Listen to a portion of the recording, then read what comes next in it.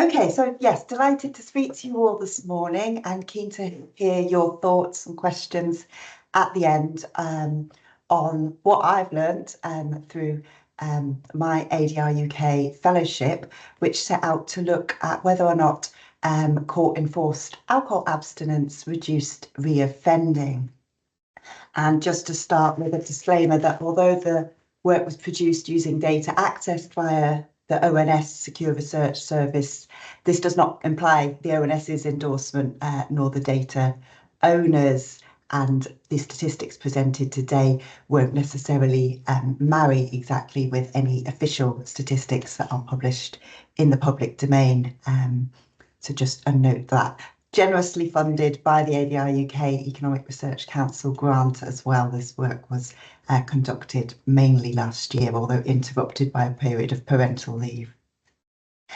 So the starting point for the study was the fact that alcohol is implicated in numerous crimes, especially those of interpersonal violence.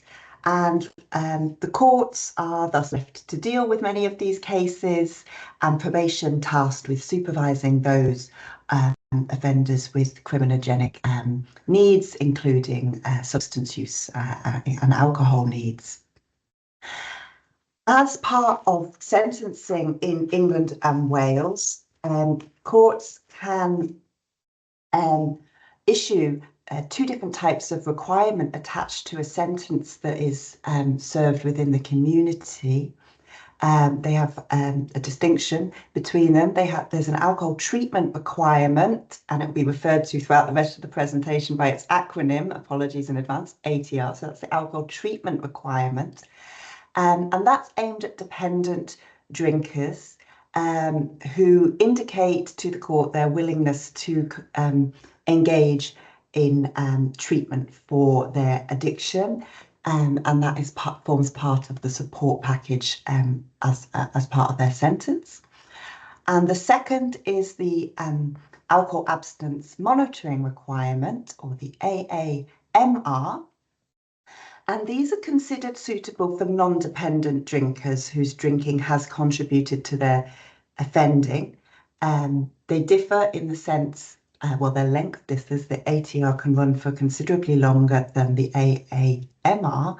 The AAMR, which is essentially a period of up to 120 days that the person is asked to abstain or significantly reduce their alcohol consumption, and their compliance is monitored with an alcohol monitoring device, or sometimes they're known as sobriety tags, but essentially a device that is placed around their ankle that monitors alcohol in their sweat every 30 minutes. So, and importantly for this particular requirement, the person is not required to give them consent. So the court can issue this where they deem it appropriate to manage somebody's risk or to impose further punishment as a communicative aspect of the sentence.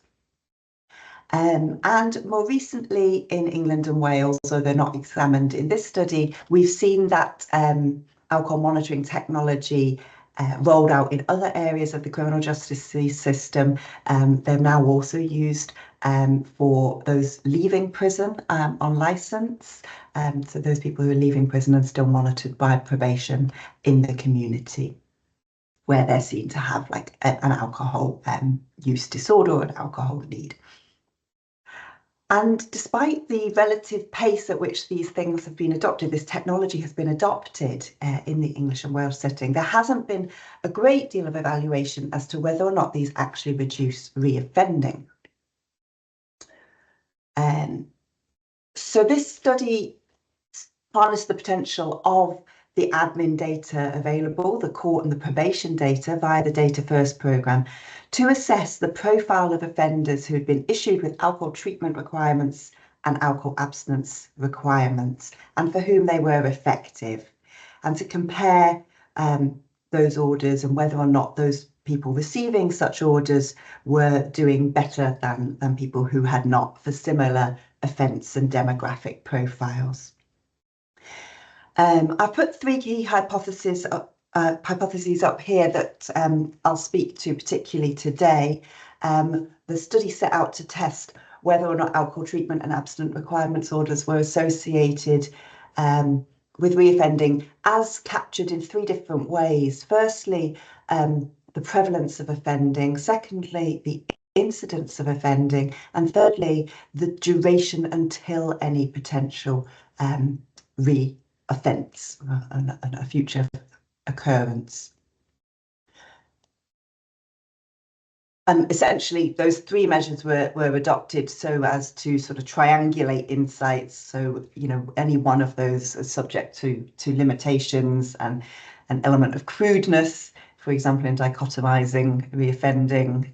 So hopefully by looking at three measures, we might be able to sort of triangulate insights across the board to see whether or not these particular requirements are having the desired impact or not. So to do this, I harnessed, the probation data and the magistrates court data, which, when linked, essentially allowed for the analysis of over 1 million records spanning the period of January 2014 to December 2020. And within those records, there were, say, 6,500 unique defendant events, noting that obviously a person can reappear within both the probation and the magistrates court's data numerous times, potentially, depending on their behavioural record. And as I mentioned, the outcomes were those three different. I looked at compliance as well as three different reoffending outcomes: the prevalence, incidence, and duration. And to do that, I deployed, for those who are more statistically minded and interested in the analytical approach, negative binomial regression models to look at outcomes where there was either the presence or absence of an offence, and event history analysis as well to look at the duration until any offence, so a survival analysis framework for looking at the longitudinal element of how long it might have taken somebody as well to reappear in the data. The alcohol treatment requirement and the alcohol abstinence requirement were looked at separately, and all the models controlled for the age, sex, and ethnicity of the defendant, as well as deprivation of the deprivation quintile of the area in which they resided, the offence type, as well as whether or not the offence was deemed alcohol related or not. And I say alcohol related rather than, sorry, alcohol defined. It was an alcohol defined offence rather than alcohol related offence. So these particular data, the way that the administrative crime data across the criminal justice system is captured, doesn't particularly effectively denote whether or not a crime is alcohol related per se. So what I did is I developed a short piece of code that linguistically searched the offence text and pulled out any of those that mentioned alcohol in the text, so for, or drinking or similar terminology, so a set of words that might denote that the offence was alcohol defined in its definition. So things like drink driving, being in charge of a motor vehicle under the influence, those sorts of things would be pulled out as alcohol defined. So what did I find? In relation to the alcohol abstinence monitoring requirement, and that's the intervention whereby somebody is tagged and asked to abstain from drinking for up to 120 days. There were just under 2,000 person events where one of those featured in the data, and they were on the whole successfully completed in just under 80% of cases. Those serving sentences for theft offences were, however, less likely to complete their requirement. These tended to be used mostly for low-level offending, so for summary offences, both motoring and non-motoring, and were more likely used for those offences that were alcohol defined, as we might understand, their purpose as well. The modelling that I conducted found that those receiving this type of requirement, namely the tag or the abstinence requirement, did in fact have a lower risk of reoffending. They were on the whole around a third less likely to reoffend. They were also less likely to reoffend in terms they had lower rates of reoffending, so they were committing fewer reoffences than those who had not received the tag. But there wasn't much difference in the duration until any reoffence where it did occur. But on the whole, we have two of the hypotheses in relation to the alcohol abstinence monitoring requirement operating significantly in the expected direction. So having potentially this intended impact on reoffending, both incidence and prevalence. When it comes to the ATR, which has been around a lot longer, and hence we have many more events in the data set where the alcohol treatment requirement was issued as a requirement of the sentence.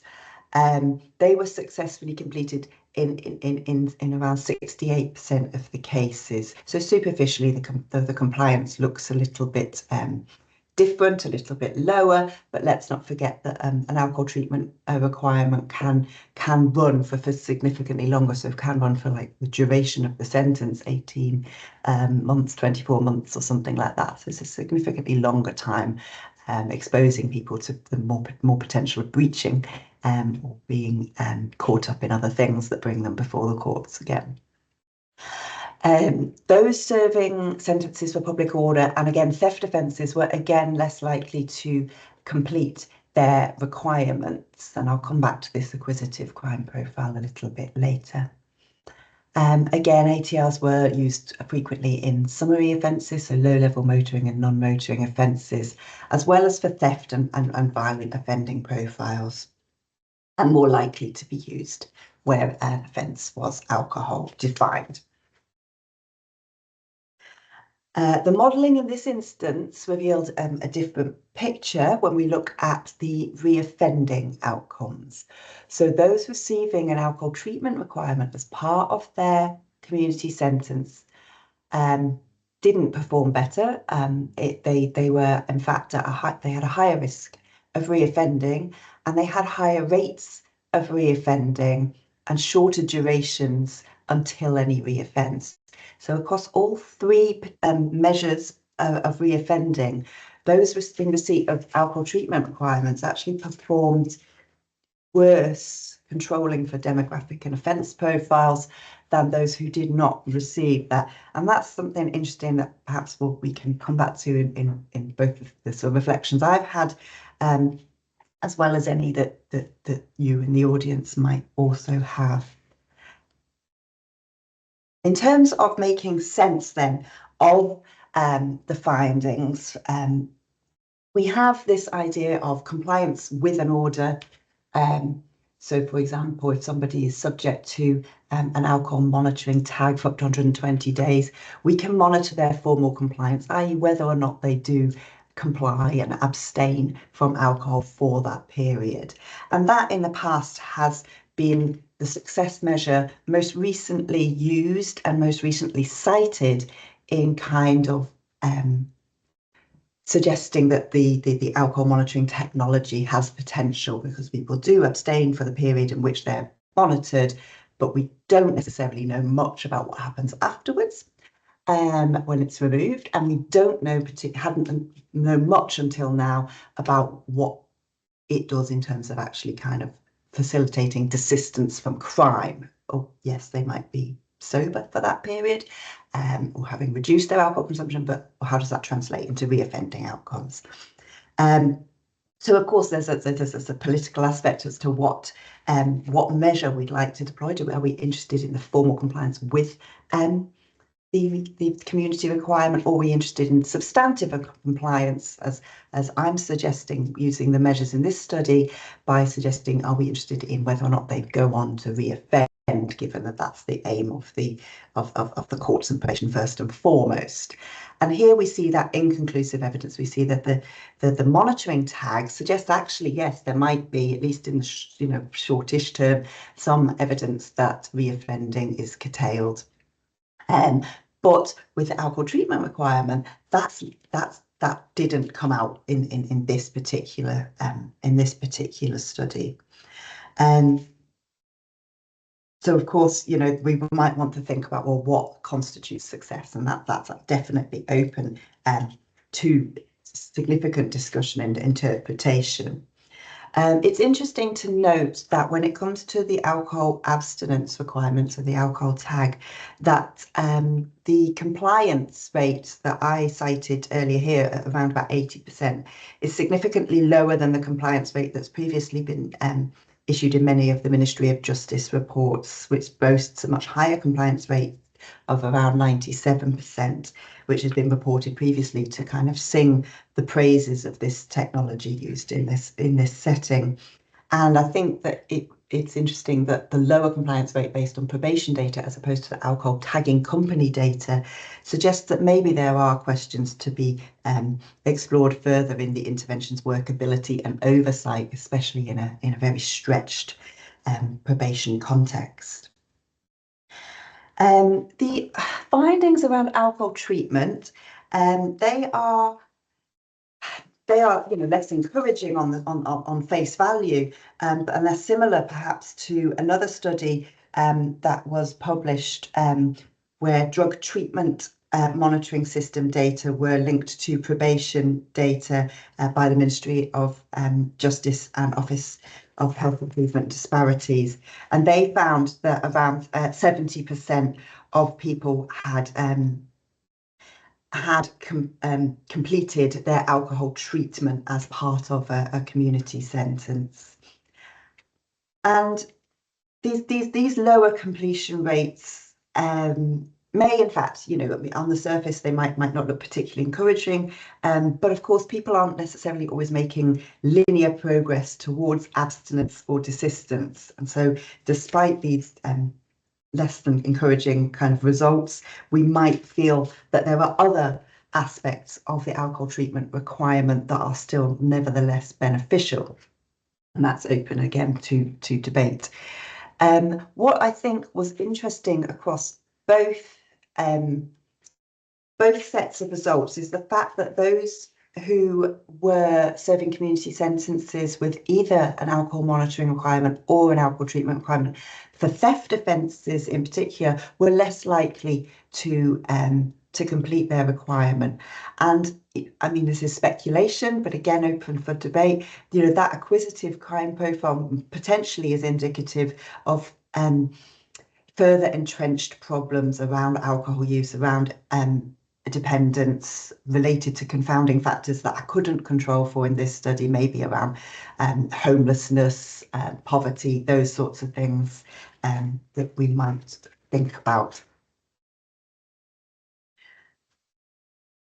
And some further reflections that I had in kind of thinking about these results were the different purposes of punishment and sentencing that each of these alcohol interventions issued by the courts speak to. So the alcohol treatment requirement speaks to the sentiment that people are able to change and willing to potentially engage in rehabilitation, and is seen as supporting that for those that are kind of in a medical sense thought to have a dependency upon alcohol, whereas the alcohol abstinence monitoring requirement was initially legislatively introduced as a sort of additional punishment to be layered onto those who were drinking irresponsibly and behaving criminally as a result of their alcohol consumption. That being said, the sort of on the ground use of AAMR, the alcohol monitoring requirement, has been such that practitioners in probation have been using it as a risk management tool and even as a sort of tool for potentially engaging somebody in rehabilitation. And the idea being that potentially if they can engage somebody in reducing or abstaining from alcohol, they might be able to engage them in other things and have more meaningful conversations with them about other aspects of their lifestyle or their criminogenic needs. So that wasn't necessarily how it was originally intended, but that's how it tends to be used. That being said, a recent inspectorate report suggested, and I quote, that the balance of imposing this requirement with the right cases for the right purpose at the right time would benefit from further strategic attention. And I tend to agree, because whilst, again, the statistical modelling lended support for the impact of the alcohol monitoring requirement on reducing reoffending, it could not control for all different potential variations, and there are several limitations associated with this study in the way in which I deployed the particular measures and the analytical strategy that I will come to in a minute. So that's not to rule out the fact that I think that this could benefit from further investigation. Likewise, the study didn't lend support for the impact of alcohol treatment requirements on reoffending in this instance. And that does encourage some strategic reflection on the purpose and rationale for their continuation. But I really do want to note as well that, again, value and effectiveness of these particular interventions might be assessed in other ways, not just based on reoffending measures. We might want to consider whether or not they're having an impact on people's their drinking patterns, their well-being, their lifestyle, harm reduction outcomes, other things. But again, that's a political decision, isn't it, as to whether or not it speaks to the aims and ambitions of, say, the courts and probation. So I mentioned previously that there were some limitations. Of course, there are always limitations working with administrative data, because these are captured for the day-to-day use and processing of cases through the courts and through the probation caseload. Not for my original research ambitions. And importantly, the study period that I mentioned before doesn't capture the national rollout that happened in England of the alcohol abstinence monitoring requirement. So it mostly captures the pilot sites in England. It captures some of the Welsh national rollout, but not all. And so the fact that these findings predominantly speak to conditions in pilot sites where resourcing and management and monitoring processes might be more intensive during those periods, it can't be said to be indicative of findings that we might see on the ground nationally at present, since their wider rollout and their more wider take-up. Again, I've mentioned success and outcome measures a lot, interested in people's thoughts and opinions on that in due course. And of course, the fact that my study couldn't control for the other potential influencing reoffending outcomes. I had, for example, no information on income, employment, housing and homelessness, which might be considered particularly influential, and of course it wasn't possible to account for the type of treatment, the intensity of treatment, the format of treatment, the quality of treatment that people were receiving as part of an alcohol treatment requirement. So that led me to several conclusions and recommendations in terms of policy and practice. And most of all, opening up that debate as to, let's perhaps go back to the drawing board and think about what these interventions are really seeking to achieve, how we understand effectiveness. Let's not let the technology drive the policy making process. Let's think about the logic underpinning the use of technology and how it can support us in those ambitions. And I believe there might in fact be further national evaluation of the alcohol abstinence monitoring requirement underway, and I absolutely welcome that, because I think the conditions, now that the dust has settled, now that that is part of the court's general sentencing toolkit, things could look different. And we might want to consider the way in which we most meaningfully support spectrum alcohol users. Here, in my own kind of take of the difference between these requirements, we have a sort of dichotomization between those who are considered dependent drinkers and those who are considered non-dependent drinkers, and never the two should meet. Perhaps that's a bit of an idealistic situation. Maybe there are actually shades of grey, and people's drinking patterns change over time, and people see themselves obviously in crisis before the courts at particular low moments. Perhaps people move in and out of these categories more than we might expect, and how do we therefore kind of identify eligibility for these different requirements, especially where one is enforcing abstention, which can be very dangerous medically if one is in fact dependent upon alcohol. So I would welcome a bit of a review on the policy directives, the practice protocols and training in that regard, as well as an evaluation of the more recent rollout of the alcohol monitoring on licence, so the alcohol monitoring of prison leavers, and how that how that is working, how that is being received, whether it's having the intended impact.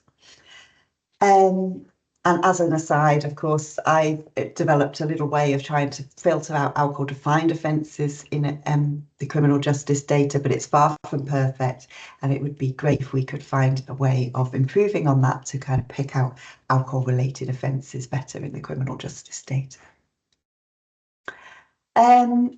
I won't spend too much time on this slide, because this essentially just speaks to the overlap between what I've done and the Ministry of Justice areas of research interest, but I note that they have very recently just published updated ones. I don't think that's to say that my work doesn't still speak to them, but these are a little bit dated as of an email I received only about half an hour ago. So on that note, I'd like to thank you all for your attention, and thank you for coming along.